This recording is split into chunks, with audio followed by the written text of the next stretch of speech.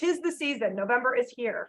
And I cannot be more grateful and also more hungry standing in front of you at this beautiful Sandridge Gordon test kitchen. Our friends at Sandridge, if you know, or anything like me, I beeline to the Sandridge booth at any of the Gordon Food Service shows, not only to see some of my near dear friends and colleagues, Mike Sandridge, Keith Amos, and all of their team, who really just put on this beautiful spread. We all know this, but we always wonder, how does that work for schools? And so I am trying to crack that nut. And today our special guest will be Keith Amos and some of his great recipes that I believe we are going to be able to get into your hands and into your students' menus so that you can enjoy those. So I made one fatal error, and it's like going shopping when you're hungry. I did not eat my lunch before coming, and I'm smelling this beautiful food that will be prepared live in front of you later on during our segment with our special guest. So we are starting today, as we do, with a great amount of gratitude for those of you who have attended this first semester. And this is our second year, third year, maybe now doing the second, because we started this during COVID. And the idea was we wanted to stay connected and stay with you and stay in front of you to give you some really good information about what we have for you to know the Clip Notes version. So we're going to go over to the objectives today we're going to talk all things admin roundup. Sarah is our girl. She helps us keep honest. She is getting busy. Some of you are in administrative review season. We know you're scared and just kind of getting your ducks in a row.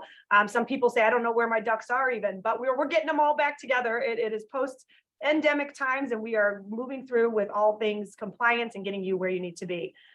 Speaking of getting you where you need to be, if you haven't been looking at numbers, we have a segment for you with our keys to KPI with Tina Hastings to help you get organized around knowing your numbers. Okay, October just finished, great month to start doing some benchmarking. So we have a great session there. Of course, we would be remiss if we didn't tell you, we just see you out there trying hard and killing it. So we have a pretty packed Caught Doing Something Good session. And then always, we round out this with our gratitude to you by gifting you some menu matters and inspiration with Marge, as well as, again, our rounding it out with our special guest, which is a foodie guest today. So as we move on, I'm going to hand it over to Sarah and start our admin roundup and keys to KPI. Sarah, take it away. Perfect. Thank you.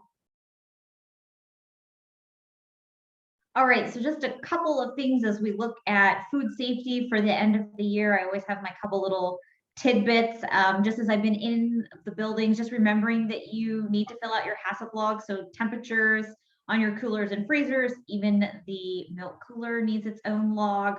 So just make sure that those are still getting filled out. And just looking at end of the year inventory, and we'll talk about how to process that as far as getting those items on your menu.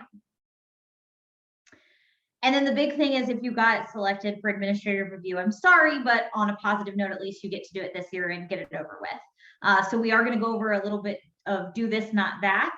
Having been a past auditor for ODE, there are just a couple of things I want to remind you not to do so that you're not driving your reviewer crazy. We're going to talk about reimbursable meals, particularly breakfast. There have been some questions, and I think we're all doubting the things that we do every day. So we'll go over those quickly, as well as just answering the CSA funding. There is no deadline to spend that money. So I know as we're approaching the end of this year, everyone is getting super nervous if they still have money sitting. If you still have money sitting, that is okay. ODE did confirm that on the last town hall, if you were unable to join that there is no deadline, just keep track of your spending. So a little do this, not that. Make sure that you're uploading the documents, if you possibly can, directly to the questions in which they relate. There is that review documents section on your dashboard. That really becomes a really, really long list of things that somebody ends up having to scroll through to try to find things. So it would be better if you could just attach them to the paper clip directly next to the question. The next thing is naming your attachments appropriately. So if you are scanning things in, so if you have to scan production records, if you have to scan labels or spec sheets, please name them when you upload them. Do not leave it the scanner 100ZZ7332. Your reviewer will lose their mind having to go through those, especially when you think about how many of those items, particularly if we look at spec sheets or recipes for lunch and breakfast together, that becomes a plethora of attachments that we just want to make sure they can get through relatively easily. Do not email anything sensitive to your reviewer. So if you cannot figure out how to get your free and reduced master list uploaded to KERS, please call them and ask if they can walk you through it. Please see if there's some sort of training that you can find. Reach out to us and we'll help walk you through that process. That is sensitive information, and email is not secure, and the KERS website is. So please only attach that information to KERS. Don't forget to fill out your site-specific information. So once your sites get chosen, make sure that you are going in. You'll see them pop up at the bottom of your forms list. Make sure that you are uploading and attaching and answering those questions for your specific building or buildings that have been selected for your review. Obviously, don't wait to ask questions. The sooner that you ask questions, the sooner you can get answers, and keep the process moving along. I recommend anybody who wants to be first at bat and go ahead and get this review over with before the holidays, I say schedule it with your reviewer if those dates are still open, so then you can sit back and enjoy a glass of hot cocoa and not have to worry about your administrative review anymore. Also, do not print everything. So remember, I know it's been a long time for some of us since we've done these reviews. This is more of a digital review, okay, through the KERS website. You're not going to make binders of all of your recipes and all of your spec sheets and all of those sorts of things like we used to do when it was a CRE. You're going to want to put that information into KERS, okay? So don't spend all of your printing allowance at your district printing stuff for your AR. Please upload it into KERS. So what is a reimbursable breakfast? Okay, so we can all take a sigh of relief. So if you get into the verbiage of all things USDA, you know, they don't make anything easy. For breakfast, we talk about items, and for lunch, we talk about components. So at breakfast, it's items. The students have to have 3 items. One of those has to be a half a cup of fruit. Okay, so if you have an item that is a 2-ounce grain, so let's say you're doing the Rich's large donut, that's 2-ounce grain, so that counts as a 1-2. And then if they have an orange juice, you have your 3, it's a reimbursable breakfast. Okay, so those combo items, if you have a breakfast sandwich that has protein, that has grain, 1-2, they just need a fruit, then they're good to go. So don't get tripped up on breakfast. Then we look at lunch. Now lunch is components. They have to pick 3 different components. So the 5 components are your protein, your grain, your fruit, your vegetable, and your milk. They have to take 3 of the 5. One of those has to be a half cup fruit or vegetable. Okay. So again, difference between breakfast and lunch is items versus components. All right. So now I'll turn it over to Tina to chat with you all about keys to KPI. All right, so back to our segment that I've been doing. We're on like the 3rd segment that I'm doing for the keys to KPI, and we're going to talk about commodity usage. As we're coming down now, you should be checking your thermometers. Go into your HPS, check it out, see where you're falling on your thermometer. It tells you directly where you should be in that month. Should you be at right now? We again just finished October, so our thermometer should at least be up to the October mark. But what you want to do is if you are under that October mark, let's figure out why. The next slide will show you kind of what your thermometer is, what you're looking at. So you want to look in there, see where we're falling. This is, again, your entitlement drawdown. So you want to make sure where we're at, that commodity money is being spent. If you're under, again, you want to figure out what can I do? Am I not putting enough picking items on my center of my plate? What am I doing? How can I figure out to use more money in there? Look for those little green shields. If you are over, good, yay. But also sometimes we want to also make sure we're not sitting on too much inventory. Sometimes we've used a lot of our commodity money and we have a lot sitting in our freezers. If that's the case, or on our shelves, look it out, make sure we use this up, get it over, you know, end of this year is coming up, where we'll be starting into January, kind of renew ourselves again after break. So try and use up some of your inventory, get rid of all that product that's in there. If you're running over, if you're running over just because you're doing a good job, great. as when we talk about our commodity money, couple things you want to think about your fair market value. Just because it's $2.99, you know, it's only $2.99 out of our pocket, you're still taking money that's dropping out of that commodity. Make sure it's of a value that you want it to use. You want it to kind of stick to the center of your plate, you know, use your higher volume, your higher cost items like your chickens, your meats, all of that. You want to kind of use your green shields for. Again, if you're out of an item, you know, supply, we still do have few little bit of supply issues going on. So if by some chance that happens, make sure you're kind of looking for another green shield to replace it, so it's not messing with your menu and your commodity amounts that you're supposed to have. From a financial standpoint, semi-scratch, you know, hey, best way to do it, those prepackaged items that you're getting that are commodity are going to eat your commodity money up. You know, get your strawberries, get your canned fruits, get your, you know, potatoes, your meats, and make your stuff, make your taco meat, you know, do some stuff, just kind of semi-scratch doing it. You'd still get your beef crumbles and make your own taco meat if that's the case. Another thing that we know October is here, and I don't know, I know you guys have heard us say a million times, know your numbers, know your numbers, know your numbers. October is finally done with, although I can't believe I'm still trying to figure out what happened to July. But October is done. So let's look at our numbers. Now is the perfect time. Our October is the month that we kind of base everything on them. It's the one we have most people enrolled in the school. It's when most of the applications are in. It's the fullest month. So these are the best place to look for your numbers. So let's start looking. Let's do our comparison pre-pandemic, compare from last year. Try and figure out where our percentage of participation has gone. Have we dropped? Have we increased? This is what I already did. This one was one of ours that we did. Looked at it from, you know, where we're at. If you look at our breakfast, lunch, you know, this district on a total, you know, 16% only a drop in breakfast from last year, 22 in lunch.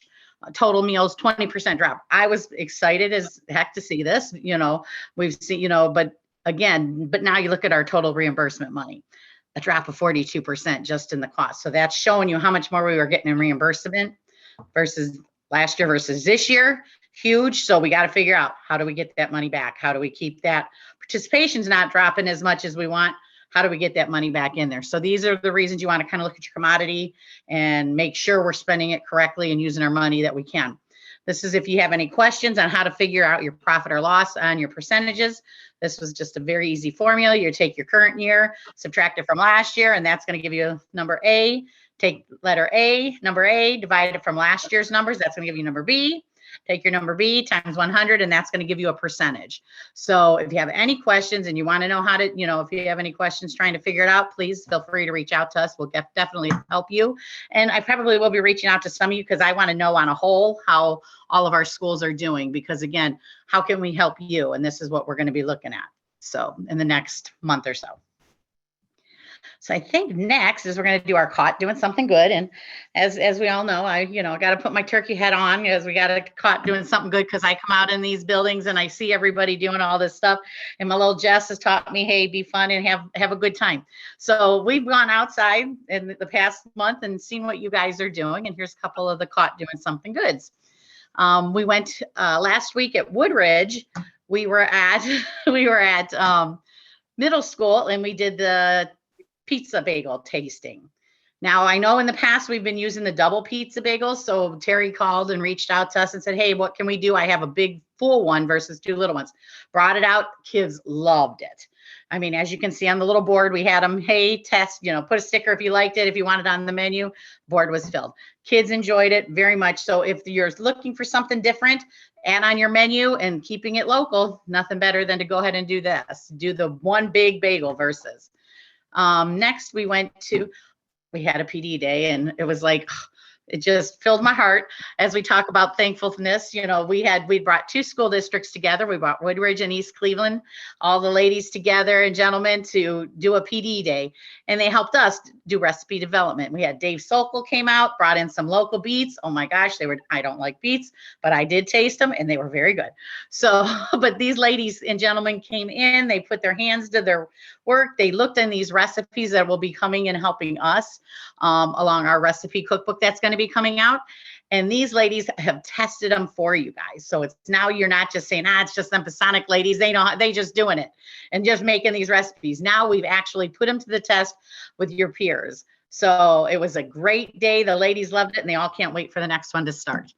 So You know, I'm going to pass. I'm going to jump in real quick. Let's go back to that slide and talk about this. So Pasonic has always prided that it takes a village, right, to create something, doing something good. And I just want to take a moment of gratitude and slow the pace down a little bit. You guys are doing awesome, giving me a lot of time to cook, but I need to say, how cool is it to have our local food people? We have 2 interns pictured here as well. So Pasonic Partners pays it forward. We have interns from Case Western and from, I think, Be Well is the other intern. Kent. Kent, okay, Kent and Case Western. So super excited about having interns with us. And then also my goal is to show that it's not just recipes for one type of population. So if you know about our cookbook, we'll be talking a lot more about our cookbook, but if you know about our cookbook, one of our segments is not only our harvest of the month, obviously those local beets cut into diced were phenomenal, but the other piece here too is looking at global on-trend flavors that include diversity, equity, and inclusion. So having our team from East Cleveland work with our team from Woodbridge was a wonderful experience in combining really different socioeconomic and school districts based on geography and based on, you know, communities, right? And so when I think about Thanksgiving, I think about the village of support we all bring to foster pay it forward moments with our interns, collaboration with our school districts, and partnerships with those people that, you know, provide additional resources for us. So don't forget about Dave Sokol. Creation Gardens and the local food that we've been seeing coming in has been phenomenal in supporting some of our produce bars. And so I really want to stop and say that these things, you know, I always say there's not a menu in our dartboard in our office where we plan our menus. These menus and recipes are born from collaboration, from inspiration from you young people coming into the field, as well as some of our oldies but goodies, myself included, now doing this a couple decades in the making. And then always knowing that you're not an island unto yourself. And if you want professional development that really moves the needle on your menu, this is a good caught doing something good for you to think about and maybe carry it into your 2023 plans for your professional development. Maybe a New Year's resolution of sorts to kind of get you re-inspired on, if you're really thinking about getting recipes on your menu, what type of activities and professional development really help foster that environment for your district. So anyway, I got on the soapbox. Next, I think we're going to Sarah. So I'll pass it to you. All right, so this is Marcia from Jackson. Hi, Marcia, if you're on. Her lady, she sent me this. So this is a different way of presenting the traditional parfait. So I know the parfait cups got really expensive this year and they're pretty hard to get. So if you need a different way, they actually use the little bistro boxes to put these together. So as we were looking at this picture yesterday in the office, Maureen brought up 2 really good points. Number one, if you don't use all of these are going to hold much nicer because the granola isn't going to get mushy because it's not on top of the fruit or the yogurt. And if you want to do parfaits for your little ones and they don't like all their food touching, this is another way that you can serve that item and everything is separated. We also like this, Marcia and I, aesthetically because the fruit doesn't run into the yogurt and make the yogurt not look pretty. So definitely a plus all the way around. So just a different way of serving something that we always serve. And leave it to Miss Marcia at Jackson to style up an oldie but goodie. So yay to Marcia, who has always beautifully styled herself, and she loves that on her service lines as well. So congrats. All right, so then this is from my Sherry at Kempton Middle School in Stowe, Monroe Falls. Sherry is really good about upcycling her leftovers. She doesn't like waste and to put things into the garbage. So we did Caesar wraps and we had some leftovers. So she turned all of the leftovers from the Caesar wraps into pasta salad that she served as a side the next day. So again, making something old new again. So a really, really cool idea.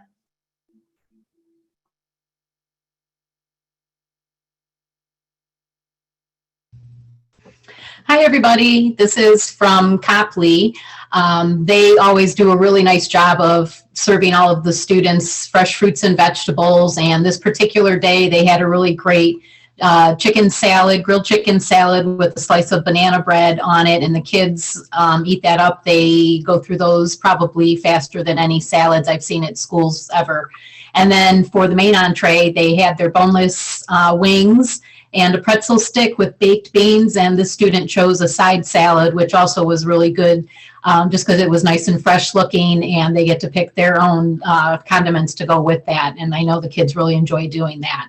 So good job to Holly and her staff at Copley Middle School. Hi, so this is a project that we get a lot of satisfaction from doing with our partners at Lorain County Head Start. They're looking for ways to engage their families. And so what we have done is created some out-of-the-box cooking series videos where the families get a box of ingredients to make a recipe. And then we've created a video on how to make the recipe, infused with some nutrition information along the way. And we show those to the families. They get to take the box of ingredients and then create that recipe with their families. And we've gotten a lot of great feedback about that. So Marge, how about the next one we do in this kitchen? Great. You know, I think the parents and the families at Lorain County and beyond would enjoy that. And you know, you hit on something that we're going to tease out later. So we love this out of the box thinking that you've brought to these families.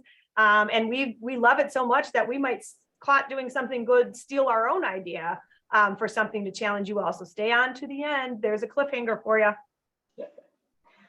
All right, so as always, we like to provide some menu inspiration and give you some ideas for things that you might want to consider adding to your menu. So as the season starts to change, we think about some of those comfort classics and have a few new ones here. PF Chang's has their version of Dan noodles, and we have ours that are simpler just by taking some sloppy Joe mix and spicing it a bit with some spices and turning it into that popular Chinese Szechuan cuisine, the Dan noodles. And then the Meat Lovers Pizza Bake. I know it's a favorite of my kids in my house, where it has pepperoni, sausage crumbles, and meatballs in a comforting classic casserole that has those flavors of pizza.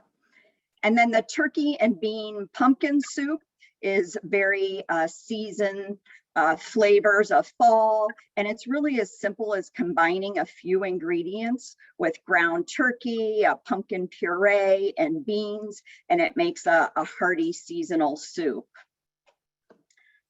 Next, we think about grilled cheese. I don't know about you, but I don't eat grilled cheese very often, but I think just in the last month with the weather changing, I've probably had grilled cheese 2 or 3 different times. And if you're in Northeast Ohio, you know through the restaurant Melt how many variations of grilled cheese there can be. So we've offered a few here and are also, you know, willing to create recipes that you may have for your own grilled cheese inspiration. But something as simple as making a twist and doing a jalapeno popper grilled cheese, or adding some pepperoni, like a pepperoni pizza grilled cheese. We have these recipes available in our database. We're happy to add to your menu, or again, if you're not one of our schools, we're always willing to share those recipes. And then holidays bring a great time or an excuse to offer sweets on our menus. So we have several seasonal suggestions and recipes here. These all feature pumpkin, but we also were kind of brainstorming and thinking, how fun would it be? You know, some of us do cookie exchanges during the holidays with friends or family. What if each of the buildings in your district did their own cookie or dessert, and then you kind of swapped those amongst your buildings and offered the students the variety of those sweets that came from each building? I think that would be really fun, and I'm sure the students would enjoy that. And you might even have a little bit friendly competition who had the best dessert. just like my family does when we do our cookie exchange.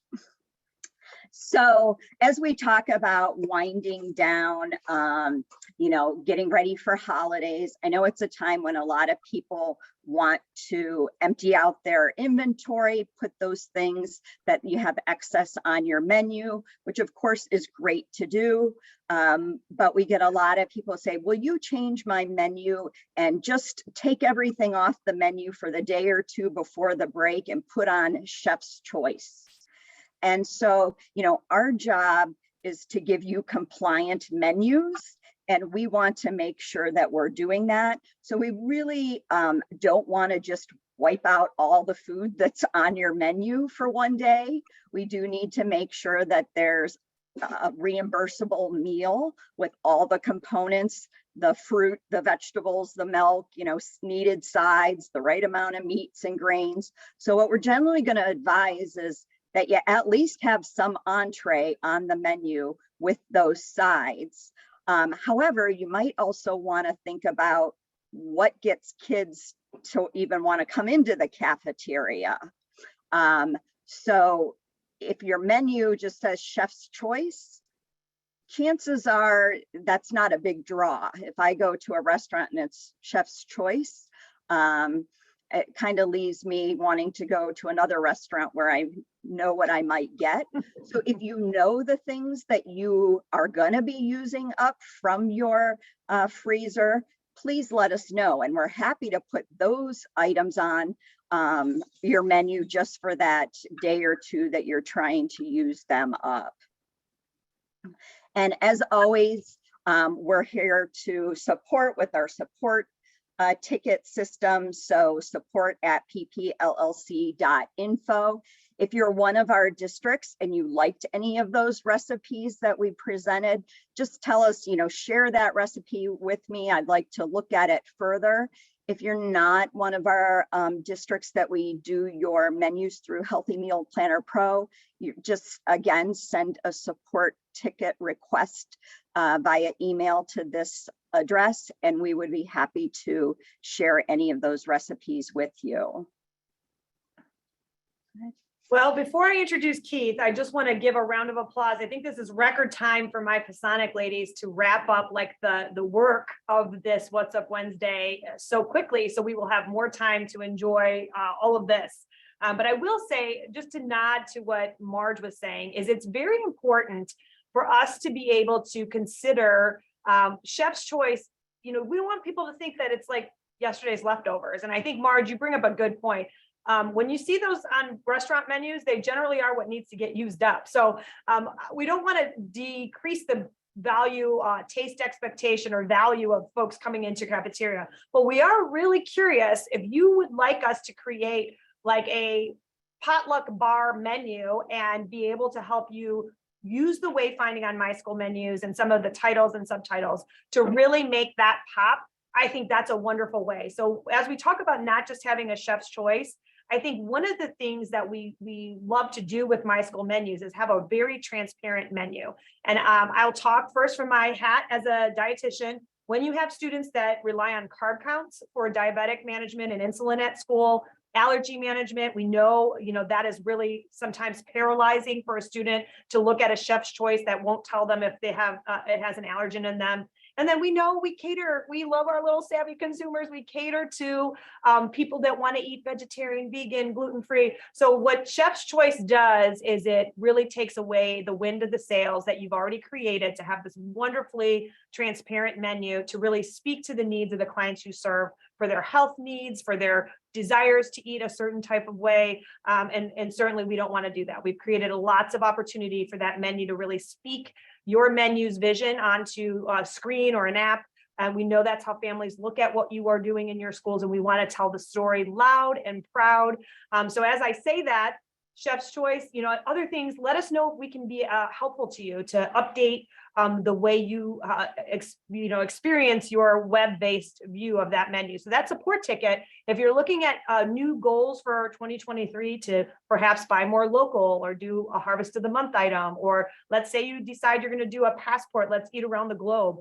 Those are things that we can program on the side of your My School menus and really use it as like advertising space and marketing space. So the menu, when it's well written and it's consistent and it does tell your menu story, is just the start of what's on the lunch tray, right? And so as we go into 2023 and you all are hopefully having some cozy, I think I'm gonna laugh. Sarah said a glass of hot cocoa. I mean, I think there's other things in my glass. I don't know, Marcia, how about you?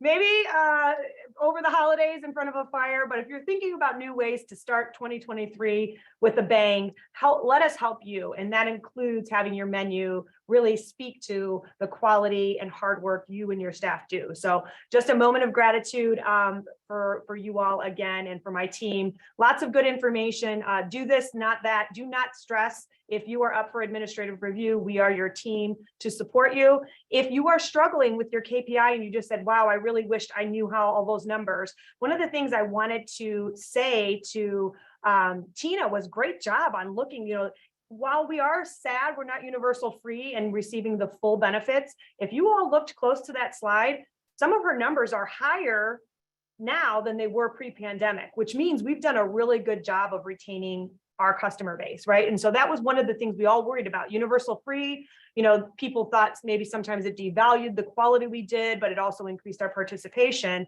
Now going back to paid free to reduced, we have the job to really entice folks to want to eat in our cafeterias again. And you all are killing it. And so knowing your numbers, telling that story is a really proud moment to share with your Board of Education, your treasurer, the person that's looking at those numbers with you, so that it's not all a sad thing. We lost this much participation, but we've gained new students and new customers that really perhaps weren't participating at the volume they were pre-pandemic. So I'm always trying to look at that half glass as full, and the rose-colored glasses might be on most days, but for those of you who are looking at your numbers, please celebrate those wins. And if you're having a hard time telling that story, nutrition KPI is another tool Pasonic has in our toolbox that we'd be willing to talk to you about, share with you ways to really make your numbers, your profit and loss per se, look pretty, like a nice dashboard with all the metrics you want to see, your percent participation, your meals per labor hour, as well as any other items that your metrics are going to tell you about the success of your program. So without further ado, I'm going to welcome my friend. Come on over here. I'm so excited to be here today. Look at who's here. Hi, everyone. So if you have never met Keith, this is Keith. We beeline over again, as I said, to the GFS table when we go to these shows. I mean, I just think it's phenomenal. One of the things that I've asked, I'm kind of challenged, and we've been kind of noodling some things over. I got to visit here this week. We have some things up our sleeves that we'll talk about, but more importantly, I said, you know what? We last month talked about Panera Pick 2, and not all of our schools have the time, talent, or resources to make everything from scratch. And one of the things that I really enjoy about Sandridge is the steps that help us be fresh, have clean ingredients, have minimal processing, and just really everything we talk about are simply fresh, our harvest of the month, everything kind of big things. Comfort foods. Come on, it's winter, going to be snowing here today. I think we're going to get some accumulation. Yeah. So we're talking about all things that make us feel good about what we serve. Not only that, I am going to challenge, we just looked at KPI. Mm-hmm. So, I know sometimes we say we deconstructed that yogurt parfait because we want our little ones to take it. How about those savvy secondary students and our staff? Right. Any of that, like these are all items that I think are super cool. So I'm going to stop because I have the gift of, continuing, but without further ado, and I'm going to stand by the soup and get hungrier. No problem. Well, thank you so much for having me. And I just wanted to talk a little bit. So if you're not familiar with Sandridge, we are a third generation family owned company, and we are located right here in Medina, Ohio. So we make everything we make is all fresh food. So we do fresh soups, salads, pasta salads, sides like mac and cheese, beans, things like that, of that nature. So we have a couple items here that we're going to just kind of go over and kind of give you a couple of different ways to use them. So we do have, I heard several times, new takes on old favorites during the listening here on the side here. So one of those is something we're going to do today. So I'm going to scoot over a little bit. I'm actually going to move this here for a minute. So the first thing we're going to actually do is utilize two of our soups to make something a little bit different. So All of our soups, just so you know, come in the exact same way. They come in two 1 gallon bags in a case. They're fresh, never frozen. They're ready to use. Basically, the two soups that we're showcasing today is our smoky poblano cheese soup and our herb tomato bisque. The reason I like this to showcase the smoky poblano cheese soup is because it's, number one, it's a fantastic soup, but I also utilize it over noodles as a pasta sauce. If you want to spice up a burger as a different cheese sauce, it's fantastic for that. It's a dipping sauce for fries, tater tots, different things, nuggets, even something of that nature as well. But today we're going to actually showcase it as a soup, and we're going to just show you. This is very simple and easy. It's almost actually too easy. So we are going to take this bowl here. I'm using it just a little bit larger just so that you can see.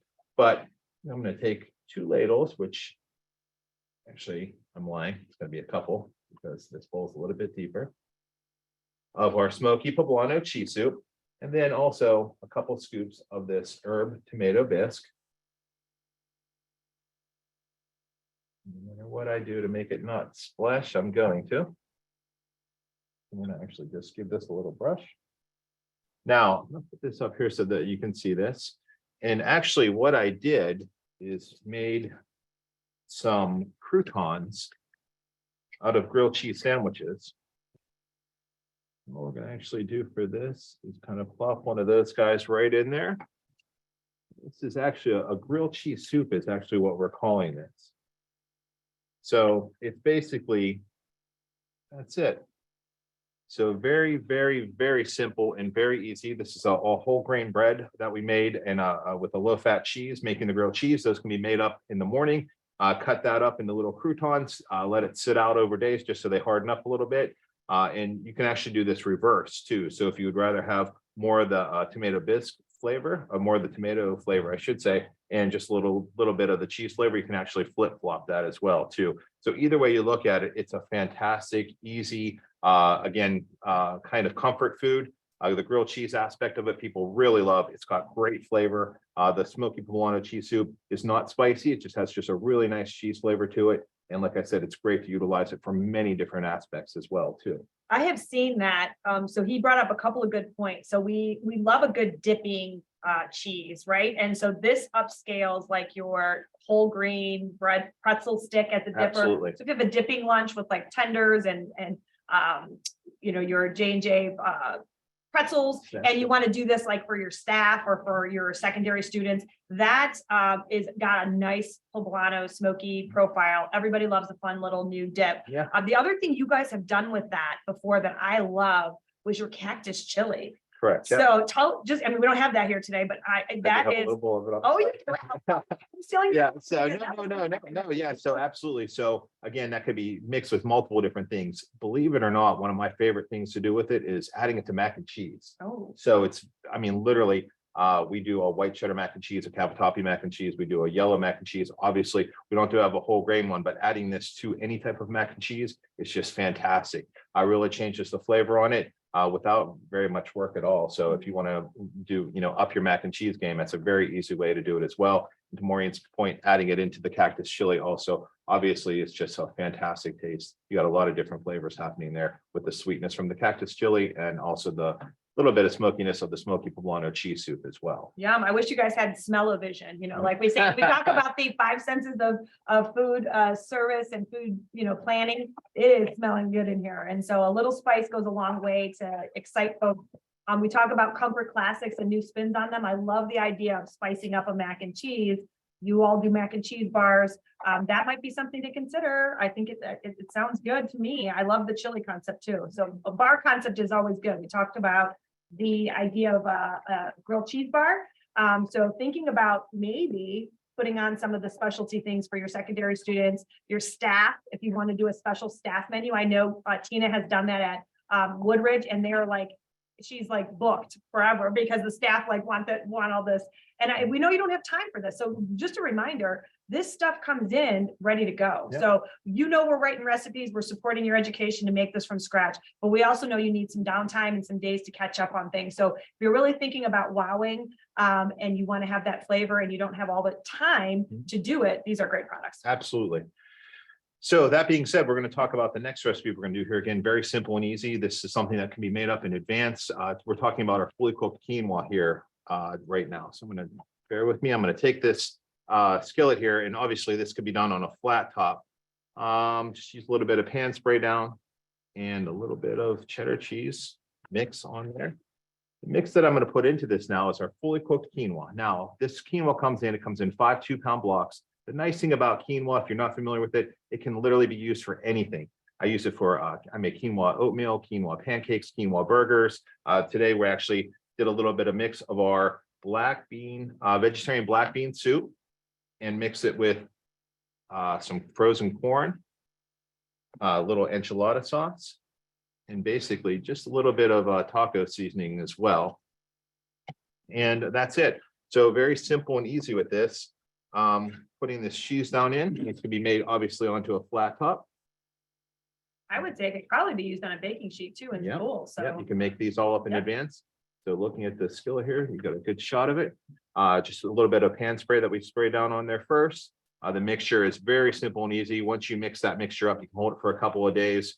And then, like I said, put it in. We did this into a quesadilla today, but it's also great just in if you wanted to do tacos as well too. Basically, what you're doing is replacing the ground meat just with, just out of the way, with the quinoa. Reach while I scooch that over. Yeah, so again, the smell in here is amazing. I'm starving. And David and I are gonna arm wrestle who gets the quesadilla as he's over here playing on the technology for us today. So the other thing I love about this quinoa is when, most folks know if you've made quinoa at home, you have to wash it, and it's a different preparation than many of us are used to doing. And it also has a time element. And so besides just the quinoa, I have seen schools be very successful in using some of the pre-cooked pastas you all have, just to take out that one extra step or have a backup. We all need a backup plan in food service. If you don't have one, we always say you have to have a B, C, D, elemental P sometimes. So having some of these products, versatility is what I love. Yep, and to that point, the fully cooked pastas that we offer are penne, spaghetti, fettuccine, linguine, and also bow tie as well. I did say elbow, I think as well. If I didn't, we also have the elbow, fully cooked, ready to go. The only thing that's in it is oil. That is it. So you have a 45-day shelf life on it. It's cooked al dente every single time. It's just ready to go. Keep it in your refrigerator. Literally, you can actually just add your sauce, open up the bag, add your sauce to it. If you're doing a pasta bake, I saw somebody earlier did a casserole, which we use for those all the time. So we actually just throw our sauce and our pasta and cheese, our cheese and the topping into it and right into the oven. That's it. There's no boiling the pasta. Even if you were to cook the pasta yourself, you're probably looking at maybe 2 or 3 days if you were going to cook it yourself and then portion it out. Tops, that's about what you should have on it. With this, you have a great 45-day shelf life on it, unopened. Once you open it up, you have about 4 days or so to use it up. That's so awesome. Yeah, 4 or 5 pound bags on that. So back to this, actually, so very simple and easy. You saw how nice and easy that was. We actually just served it with a bowl, a little side of our cactus chili here that we were talking about earlier. This is just a really nice, simple way to do something a little bit more on trend. I would definitely say the flavors are fantastic in this. The taco meat seasoning into this is just, like I said earlier, basically replacing the ground beef with this. Great flavors, simple, easy. The quinoa pancakes, believe it or not, is a huge, gigantic hit every single time we do them. I know it sounds a little weird, but it's a great way to sneak some grains in there without anybody ever knowing. And the quinoa makes them so light and fluffy. You actually don't even need to add any syrup. I know that sounds crazy, but that's how light and fluffy they are by adding that fully cooked quinoa to it. So very versatile product. You can do tons of different things with it. So that's breakfast, lunch, very simple and easy to do it multiple different ways as well. So that's just a couple little things that we did here.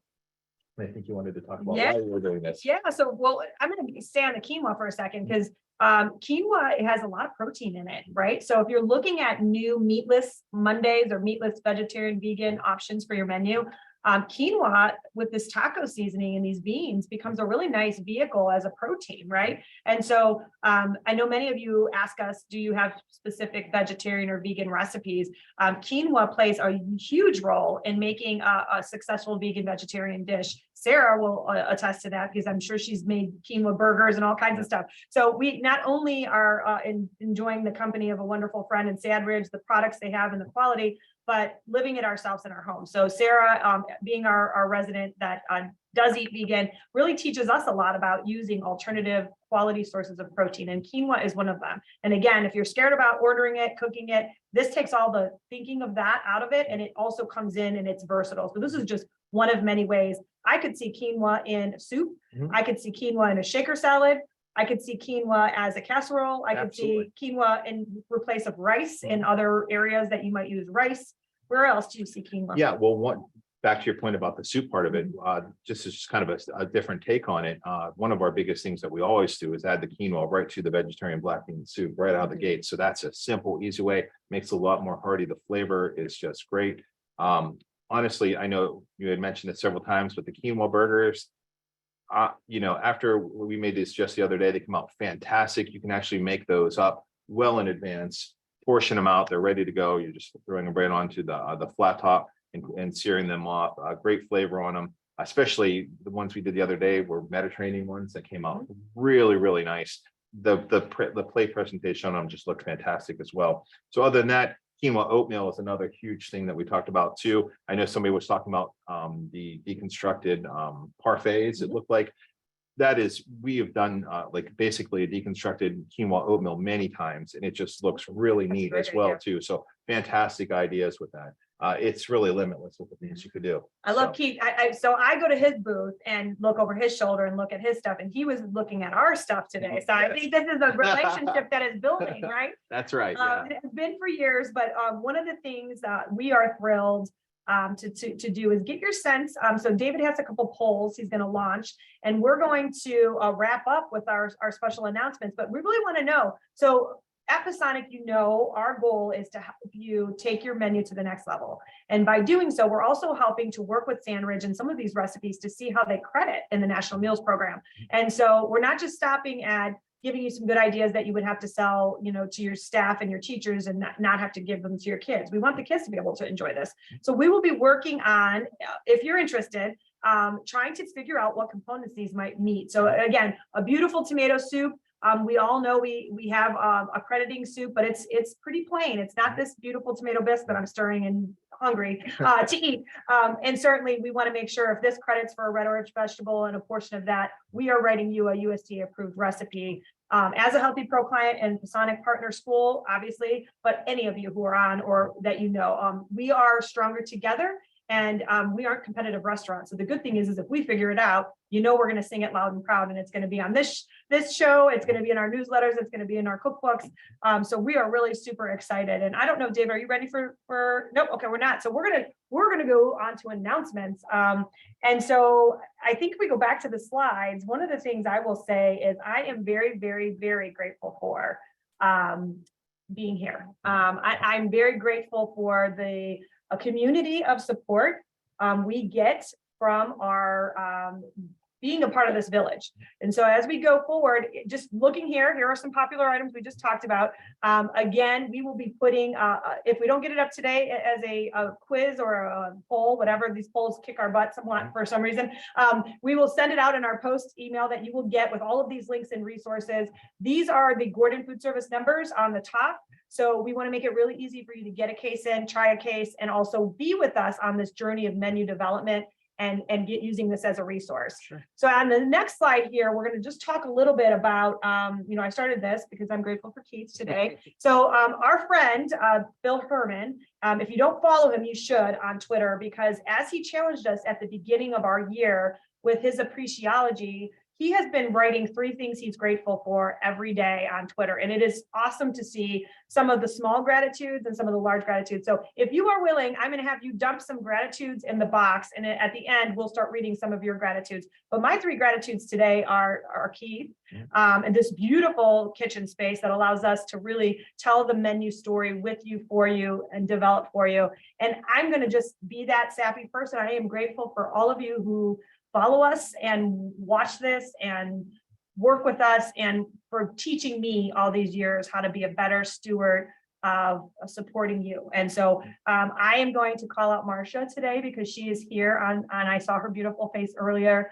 Marcia, I am grateful for you always. And you I think you've been on every one of our What's Up Wednesday lives. So again, dump the gratitudes in the box. And as we go to the next slide, I have the privilege to kind of talk a little bit about one of the things that we did this past week. And we were in Chicago. So we headed out to partner with AmTab and New Foods and Next Gen. So we know Marlon Gordon, many of you follow him on social media. He does awesome marketing.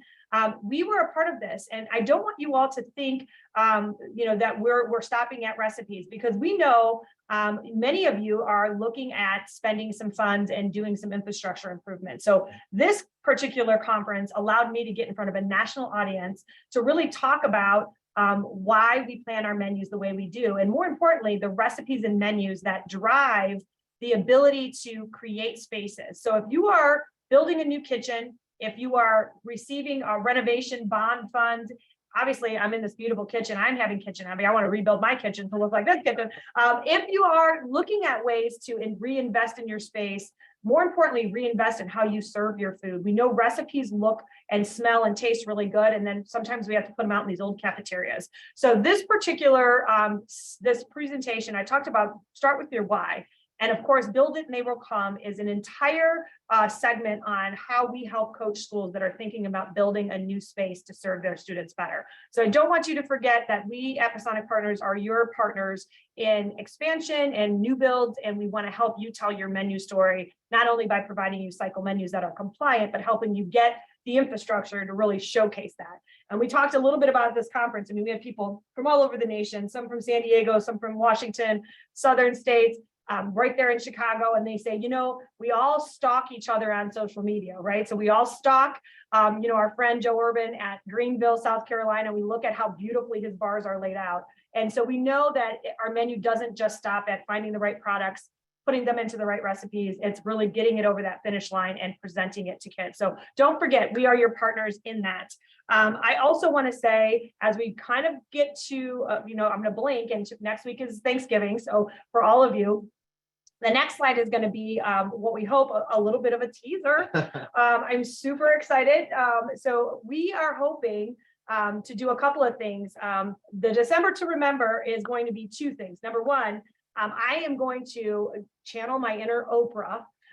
And we are doing some giveaways. And the first giveaway we're doing is going to be to give you back an hour of your time to maybe get a pedicure, shop for Christmas things at last minute, but we will not be going live like this the third week. So those of you who know, we do this the third Wednesday of every month. We are taking a little holiday sabbatical, but really not a holiday sabbatical, because we've got some things planning going on here. So what Keith and I are kind of working together on is a project that he has some experience with.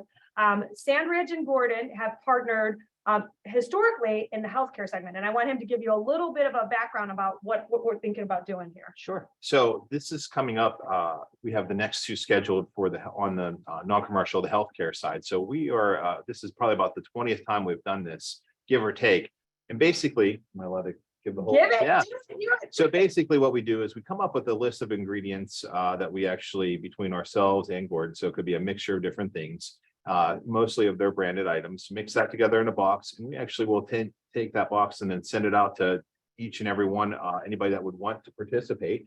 And basically what we do is a guest chef box, mystery box, we're calling them. So basically, once you get that box, I will tell you this, the amount of creativity that we have seen has been, I mean, literally awe-inspiring. People have filmed this from literally beginning to end, which not everybody does, but it's kind of neat to see their initial reactions when they open the box. People have made TikToks while they were doing this. I kid you not. People have been very emotional about this whole thing. It's really turned into this really neat kind of a fun thing that we've done every couple months now. And basically, once you get the box, you get it open, you don't really know what's in it. We kind of purposely kind of make it a little bit more difficult items, not something like run of the mill, to really just get people's creativity going. So once you open up the box, we generally say, hey, we give you a couple of days to come up with some creative recipes for it. And from that point in time, we will schedule everybody. And once we do that, it's kind of a quick, everybody gets, the way we've been doing is about 15 minutes with something very similar to this, where you log in, which shows what you did, kind of walk through. We have a couple judges. Everybody gets judged the same way in the same format.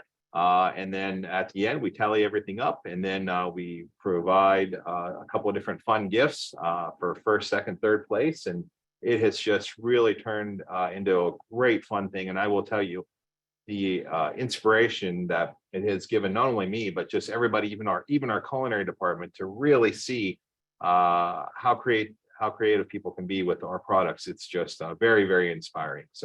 So many of you were with us during the pandemic, and we did a Pasonic Pix box in a virtual back to school boot camp. So this idea, when I met with Keith and his team back at the Gordon Food Sugar Show, he said, hey, would you ever think about doing this in schools? And so you all know our cookbook, right? Our virtual cookbook, the 4 pillars, which we know: simply, fresh, harvest of the month, global, on trend, comfort, classics. Those are all things that we've really worked as an industry holistically to kind of think of really good categories. This is going to be our gift to you, is to really inspire you to be interactive with this process. And so stay tuned. January 2023, we will be sending out information. We will get you all to sign up to be a mystery chef participant. We will be doing our What's Up Wednesday live in January from here, sending out those boxes. And then, as Keith said, celebrating all of the innovation you have. And just to give you a little inspiration, in the chat, we're going to drop a link to what comes after this, which is, this became a resource. So this particular resource that we'll be dropping in and sending out afterwards is a link to an example of what the mystery box process looked like on the healthcare segment, and the ingredients they got and the wonderful recipes they gave back. And remember, I say this over and over again, we're not competitive restaurants. And that's why I love this idea, because I think we've gotten some of our best cookbook inspiration from you all. And this is another way, not only for us to talk about it, but to actually see you in action and see your creativity. Yeah. So super excited about it. Excited. And I would say the biggest thing that we've seen is the teamwork aspect of it. So the more people inside your building can get involved, the more exciting it is. So we are super excited. Yes. And that means we get to come back here. My team gets to come back here next time. They're excited. Yeah. So I got to be here in the sneak preview. So a couple more December giveaways, because I want to feel like Oprah up here. So we won't see you in person or in video the third week, but we want you to stay really listening for our social media posts.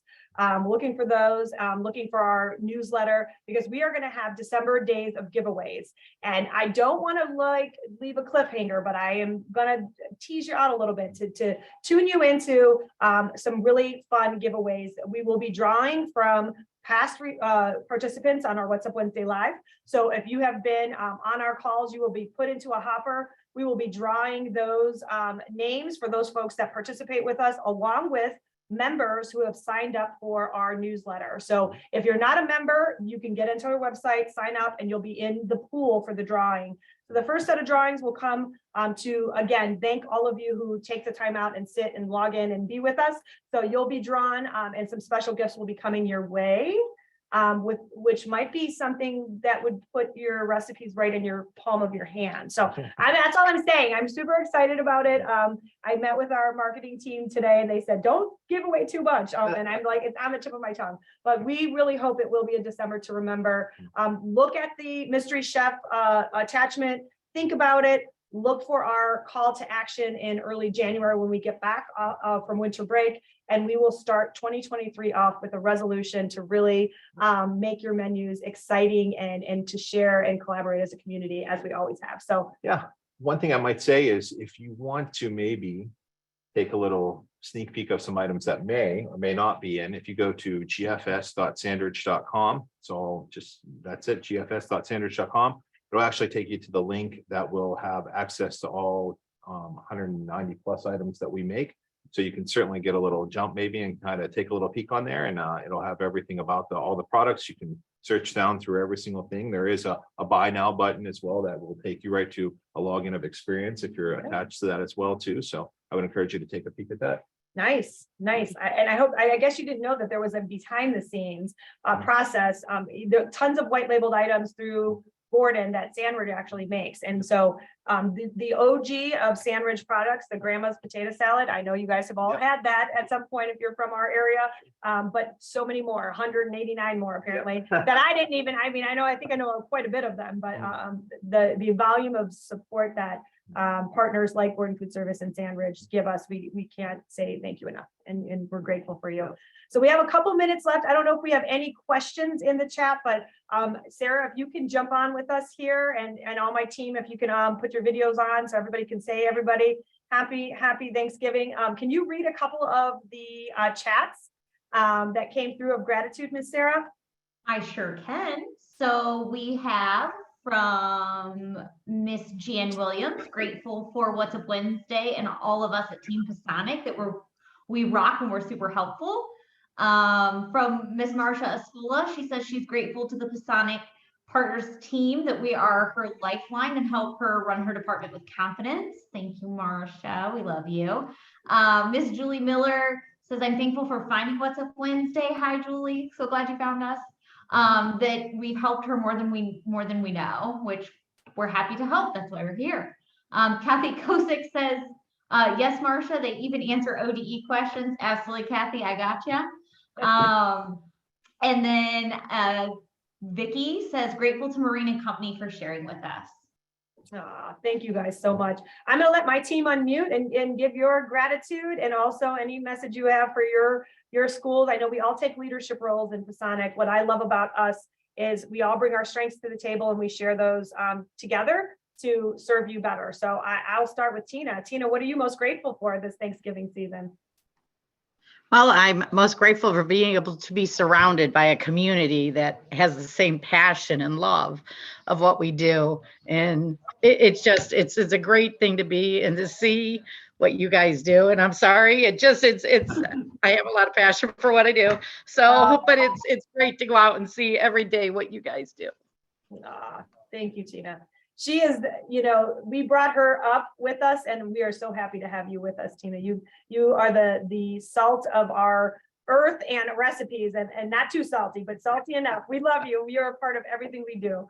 Miss Marge, Marge has been with us the longest. She's the most longstanding partner with us, and I'm so grateful for you every day. Marge is the wizard of Healthy Pro, but Marge, what are you grateful for this season? Well, so many things, but I mean, particularly just all of our external partners and the internal partners that I get to work with every day. So, we all support each other internally, our team, and we hope we give that support to all of our, external partners. And that's something to be so thankful for. Thank you so much. Well said. Our newest partner, although she's been a friend to Pasonic for years and years and years, Miss Gina Nash, what are you most thankful for this season? I am thankful for getting to work with all of you at Pasonic Partners and getting to work with all of the new people and friends that I'm making at our schools that I'm going out and visiting with and working with. It's fun, and I'm very thankful for being able to do this from a different aspect than what I was doing before. Well, we love that. We are so excited to have you on board, and your wisdom and bringing new vibe to our team. So we love that. Sarah, you said you talked about all the gratitudes. What are you grateful for, Miss Sarah? So I'll echo Marge. Super grateful for all the people that help us. As Maureen always says, it really does take a village, and even just internally as well. Team Pasonic, we are a small but mighty crew, and I'm glad to hear that we are helping you guys, because like Tina said, we all love what we do. So I'm glad that is able to help all of you, because that's really why we picked this job, right? So that we can help get nutritious meals out to our kiddos. I'm trying to get David to come over here, because I am happily married. I'm grateful that he's over here running tech, but he wants to be Oz behind the curtain. And I'm so super grateful for tomato soup. It's in my face and I can smell it. Well, we went over a couple minutes, but I'm glad we took the time to just tell you all how important you are to us. We hope you have found these resources helpful. As always, please also, we're all ears. Tell us what you want to see in the 2023 season. We want this to be meaningful for you, provide professional development, which you will get a certificate for. We hope to make that fun and engaging and entertaining versus just your typical, screen by screen kind of conversation.